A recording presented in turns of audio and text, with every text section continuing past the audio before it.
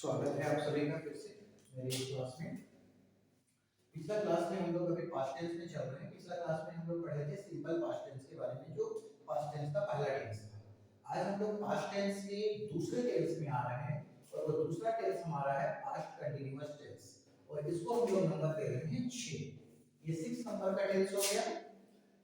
इसमें हम लोग जानेंगे कि इसका नियम क्या है। तो आज हम लोग पढ़ रहे हैं पास्ट कंटीन्यूअस टेंस। तो पास्ट कंटीन्यूअस टेंस को हम लोग पहचानेंगे कैसे कि वो पास्ट कंटीन्यूअस टेंस में है। तो उसके लिए है कि अगर कोई भी हिंदी का वाक्य होगा, उस वाक्य के अंत में रहा था, रहे थे और रही थी, रहा था, रहे थे या रही थी। अगर रहे तो हम ये जानेंगे कि ये जो हमारा टेंस है वो पास्ट कंटीन्यूअस टेंस में। अब उसको बनाने के लिए हम उसको बनाए कैसे। तो अगर इस तरह का कोई भी वाक्य हो जिसके अंत में रहा था, रहे थे या रही थी रहे, और उसका सब्जेक्ट यानी कि उसका कर्ता अगर आई रहे, ही रहे, शी रहे, इट रहे या नेम रहे, तो उसके साथ हम वाज का प्रयोग करेंगे। और अगर किसी भी वाक्य का सब्जेक्ट यानी कि कर्ता यू रहे, दे रहे, वी रहे, तो उसके साथ हम वेयर का प्रयोग करेंगे।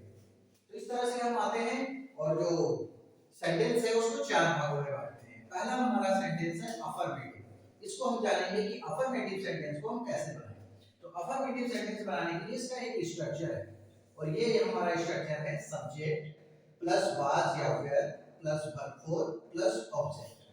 अब इसमें हम आते हैं पहला जो हिंदी का वाक्य है, उस वाक्य को देखते हैं कि राम अंग्रेजी पढ़ रहा था। इसके अंत में आ गया रहा था। अब हम ये जान गए कि ये हमारा पास्ट कंटीन्यूअस टेंस है। इसको हम इस स्ट्रक्चर से बनाएंगे। तो इस स्ट्रक्चर से बनाने के लिए पहले हम ढूंढेंगे सब्जेक्ट। सब्जेक्ट हमारा यहाँ कर्ता हमारा है इस वाक्य का राम, तो यहाँ हम लिखिए राम। अब राम के साथ हमको ऐड करना है वाज का या वेयर का। तो देखते हैं राम एक नाम है और नाम के साथ प्रयोग होता है वाज का, तो हम यहाँ पर लिखिए वाज। ये भी खत्म हो गया, ये वाज और वेयर भी खत्म हो गया। अब हमको ढूंढना है वर्ब।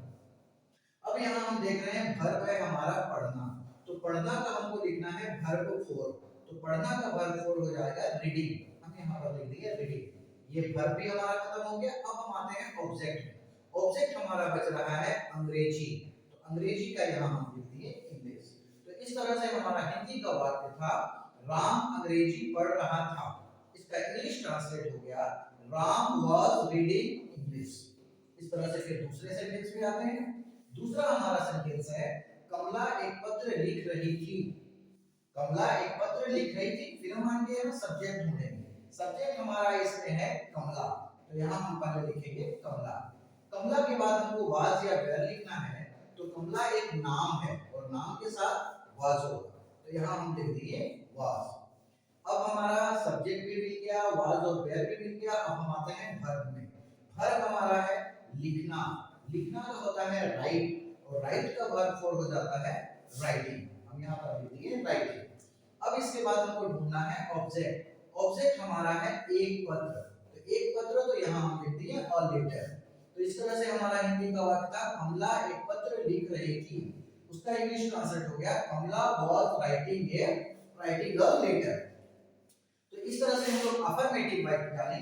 अफर्मेटिव के बाद हम इसी को चेंज करते हैं नेगेटिव। नेगेटिव यानी कि नकारात्मक। तो इन्हीं ट्रांसलेट को नेगेटिव में यानी कि नकारात्मक में बदल कर देते हैं। इसका स्ट्रक्चर हमारा है, पहले इसमें है सब्जेक्ट, सब्जेक्ट के बाद वाज या वर, उसके बाद नॉट, फिर वर्ब फोर, उसके बाद ऑब्जेक्ट। अब यहाँ हम आते हैं पहला सेंटेंस।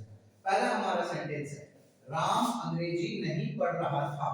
पहले हम ढूंढेंगे सब्जेक्ट। सब्जेक्ट हमारा है राम। राम के बाद वाज होगा या वेयर होगा, तो यहाँ हम पहले ही जान चुके हैं कि राम के साथ वाज होगा, यहाँ हम लिख दिए वाज। वाज के बाद आते हैं नॉट, हम यहाँ पर ऐड कर दिए नॉट। नॉट के बाद हम यहाँ देख रहे हैं वर्ब। वर्ब हमारा है पढ़ना, और पढ़ना का होता है रीड, और रीड का वर्ब फॉर्म हो गया रीडिंग। उसके बाद हम आते हैं ऑब्जेक्ट। ऑब्जेक्ट हमारा हो गया इंग्लिश। तो इस तरह से हम पाते हैं कि राम अंग्रेजी नहीं पढ़ रहा था, इसका हो जाएगा Ram was not reading English. समझ में आ गया पूरी तरह से। अब हम इसी का दूसरा सेंटेंस में आते हैं। दूसरा हमारा है कमला एक पत्र नहीं लिख रही थी। हम यहाँ फिर देखेंगे सब्जेक्ट, सब्जेक्ट हमारा हो गया कमला। अब हम पीछे ही जान चुके हैं कमला के साथ वाज होगा, हम यहाँ पर लिख देंगे वाज। वाज के बाद यहाँ पर हमारा हो जाएगा नोट, नोट के बाद हम ढूंढेंगे वर्ब। वर्ब हमारा है लिखना, और लिखना का यहाँ पर है राइटिंग, यहाँ पर हम राइटिंग कर दिए। फिर हम आते हैं ऑब्जेक्ट में, ऑब्जेक्ट हमारा है अ लेटर। तो इस तरह से कमला एक पत्र नहीं लिख रही थी, इसका हो जाएगा Kamala was not writing a letter. Complete है। तो हम जाने अफर्मेटिव, अफर्मेटिव के बाद नेगेटिव। अब हम आते हैं इंट्रोगेटिव, जो हमारा तीसरा सेंटेंस है। इसका स्ट्रक्चर हमारा बनाने का है, पहले है वाज या वेयर, फिर सब्जेक्ट, फिर वर्ब फोर, उसके बाद ऑब्जेक्ट। अब यहाँ इसका शुरुआत हम क्या से करते हैं। पहला है क्या राम अंग्रेजी पढ़ रहा था, तो पहले वाज या वेयर में से हमको एक लिखना है। तो पहले हम ढूंढेंगे सब्जेक्ट, क्योंकि हमको पता नहीं वाज होगा या वेयर होगा, तो इसके लिए हम आते हैं सब्जेक्ट में। जब हमको यहाँ सब्जेक्ट पहले हम लिख लेंगे, तो सब्जेक्ट के साथ हमको पता चल गया कि यहाँ वाज होगा, तब हम यहाँ लिखेंगे वाज। तो इसका भी काम समाप्त हो गया, और सब्जेक्ट तो हम पहले ही ढूंढ चुके थे। फिर हम आते हैं वर्ब में। वर्ब हमारा है पढ़ना, और पढ़ना का होता है रीड, और रीड का वर्ब हो गया रीडिंग। उसके बाद हम आते हैं ऑब्जेक्ट में। ऑब्जेक्ट हमारा है अंग्रेजी, अंग्रेजी का हो गया इंग्लिश। इस तरह से हिंदी का जो वाक्य था वह था क्या राम अंग्रेजी पढ़ रहा था, इसका अंग्रेजी ट्रांसलेट हो गया वाज राम रीडिंग इंग्लिश। इस तरह से फिर हम दूसरा सेंटेंस पे आते हैं। दूसरा हमारा सेंटेंस है क्या कमला एक पत्र लिख रही थी। फिर हम इसमें कंफ्यूज हैं, वाज होगा या वेयर होगा। इसके लिए पहले हम सब्जेक्ट में आते हैं। सब्जेक्ट हमारा हो गया कमला। अब हमको पता चल गया कि कमला के साथ क्या होगा, वाज होगा। हम यहाँ पहले लिखिए वाज, वाज के बाद कमला। इसके बाद हम आएंगे वर्ब में। वर्ब हमारा है लिखना, लिखना, तो लिखना का होता है राइट, और राइट का वर्ब हो गया राइटिंग। अब हम आते हैं ऑब्जेक्ट में। ऑब्जेक्ट हमारा है एक पत्र, और एक पत्र का हो गया लेटर। तो इस तरह से था क्या कमला एक पत्र लिख रही थी, यहाँ हो गया was Kamala writing the letter. तो इस तरह से हमारा अफर्मेटिव खत्म हो गया, नेगेटिव खत्म हो गया, उसके बाद हमारा इंट्रोगेटिव सेंटेंस भी खत्म हो गया। अब हमारा एक सेंटेंस बच रहा है, वो है इंट्रोगेटिव बी। इंट्रोगेटिव बी का जो स्ट्रक्चर है वो हमारा है पहले क्वेश्चन वर्ड, उसके बाद वाज या वेयर, उसके बाद सब्जेक्ट, उसके बाद वर्ब, उसके बाद ऑब्जेक्ट। अब हम यहाँ आते हैं, पहला हमारा सेंटेंस है राम कब अंग्रेजी पढ़ रहा था। अब यहाँ पहले हमको क्वेश्चन वर्ड लिखना है। क्वेश्चन वर्ड हमारा है कब, कब का यहाँ हो गया व्हेन। व्हेन के बाद हमको वाज या वेयर लिखना है, लेकिन हम कंफ्यूज हैं वाज होगा या वेयर होगा। इसके लिए पहले सब्जेक्ट में आते हैं।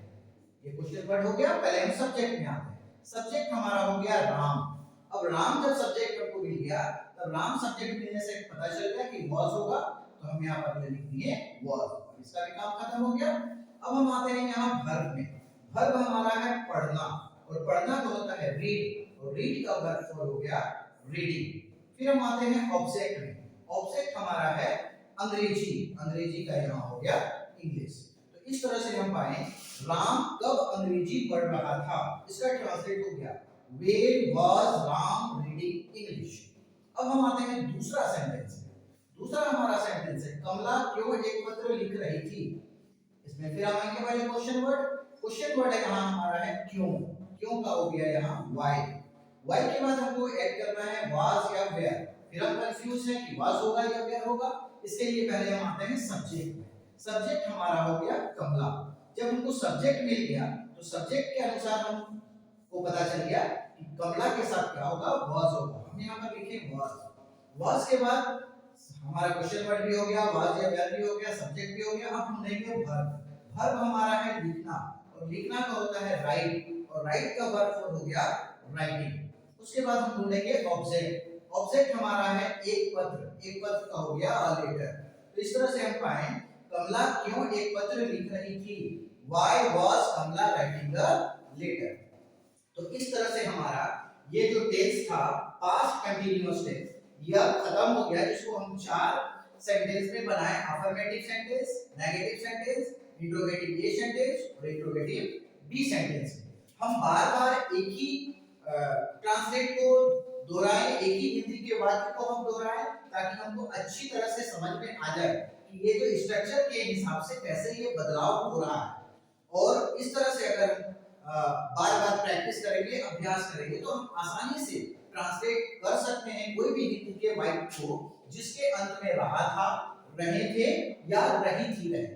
आसानी से हम इसको ट्रांसलेट कर पाएंगे अगर इस तरह से हम इसको स्ट्रक्चर को याद कर ले तो इसलिए अब हमारा जो ये दूसरा टेंस था पास्ट टेंस का, जिसको हम यहाँ बनाए हैं टेंस नंबर 6, ये हमारा पूरी तरह से कंप्लीट हो गया।